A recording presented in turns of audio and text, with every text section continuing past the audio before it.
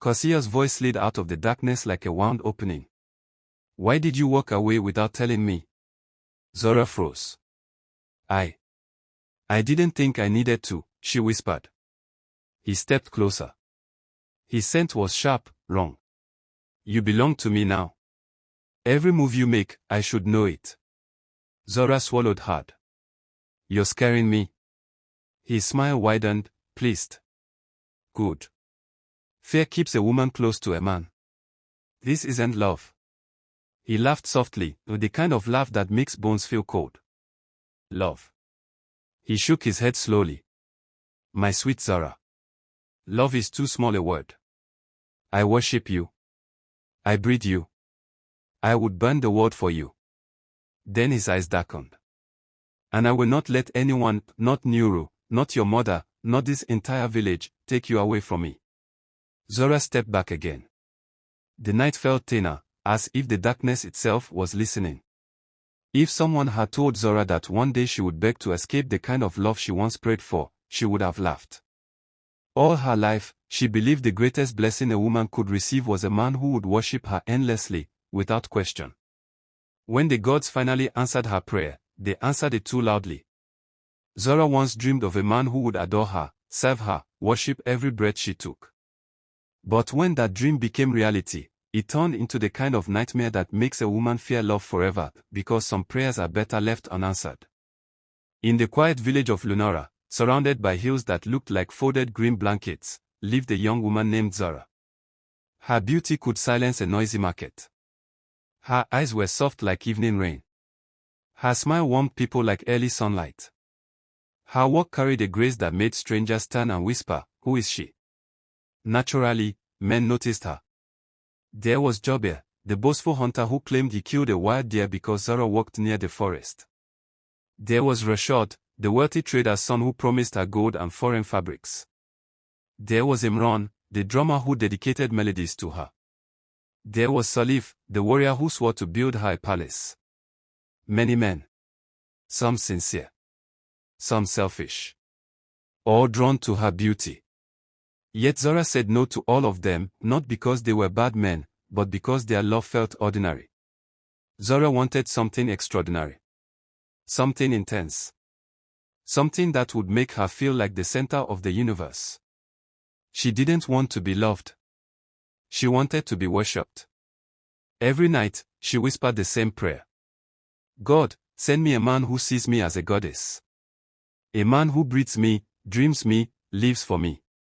And the gods listened too well. Among all the men who admired her, only one loved her quietly, gently, truthfully. His name was Nuru. Nuru was a humble farmer. He wasn't tall or flashy. He didn't boast or chase attention. His heart was steady like the soil he walked. He admired Zora not for her beauty, but for her kindness, how she helped elders, how she treated strangers, how she carried herself with patience. For 3 years, Nuru greeted her every chance he got. Good morning, Zora. Did you sleep well? Be careful, the road is slippery. He offered her oranges during harvest. He stepped aside in the market so she could pass. He carried her mother's firewood without being asked. Even when Zora ignored him, he still smiled. Nuru never pushed. Never begged. Never complained. He simply cared. But to Zora, his gentleness felt too small. She wanted fireworks. Obsession. A love that would drown her. Nuru was calm water, and she didn't want calm. Her mother, Mama Sally, warned her often. My daughter, the love that worships you today may cage you tomorrow. Zora laughed. You don't understand, Mama. I want a man who adores my every step. Be careful what you ask for, her mother murmured. Zora didn't listen. She should have. One warm evening, a stranger arrived in Lunora. His name was Kosiya. He was a handsome trader with smooth skin, confident steps, and a smile sharp enough to slice silence. The moment he saw Zora, it was as if he'd found the center of the universe. He walked up to her immediately. You are the most beautiful thing I have ever seen, he said, breathless. Zora blushed. No man had ever spoken with such intensity. If beauty were a person, Kosia continued, bowing slightly, she would beg to look like you. People stared. Some laughed. Some whispered. Zora's heart fluttered. For the first time, someone adored her exactly the way she had always wished. Kosia visited her home every day. He brought fruits, flowers, perfumes, bracelets, fabrics, songs, stories. When she smiled, he praised her. When she frowned, he apologized even when he'd done nothing wrong. Zora, he said often, you are my goddess. If you asked me to walk into fire, I would. She loved every second of it. Her dream had come true. But dreams, when too sweet, become poison. At first, the signs were small.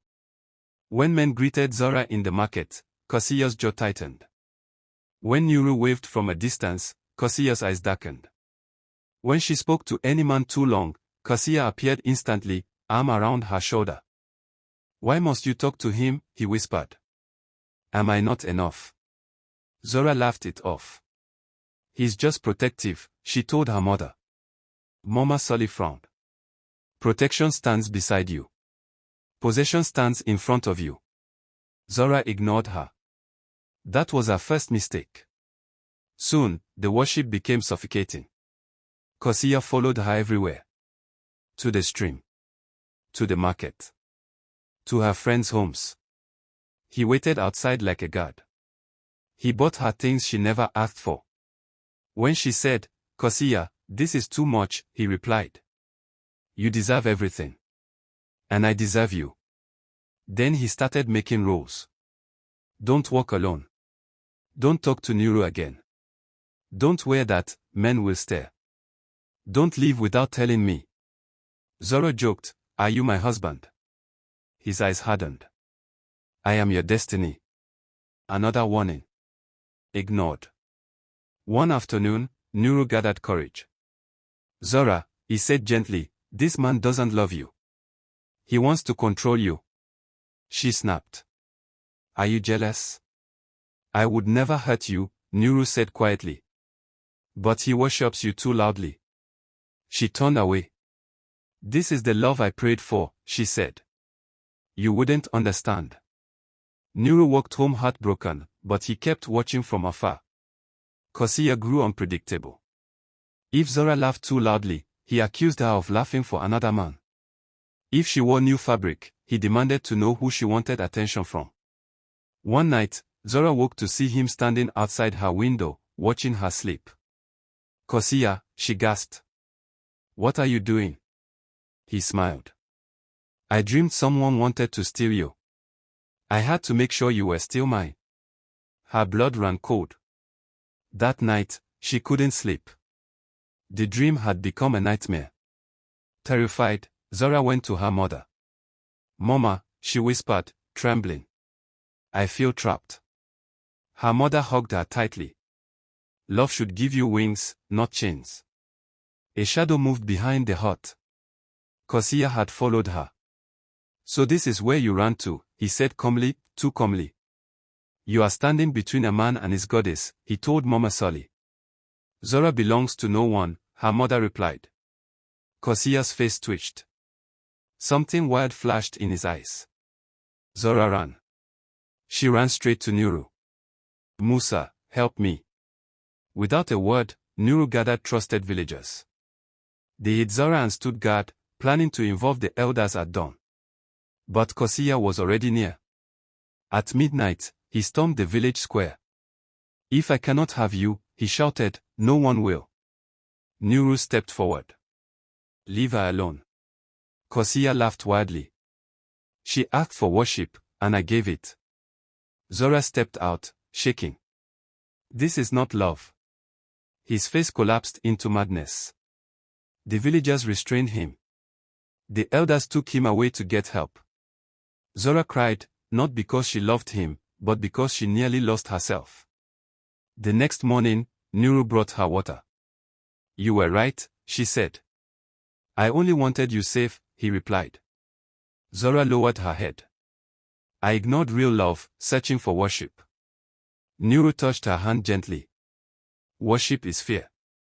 Love is freedom. Moral lesson. In love, balance is everything.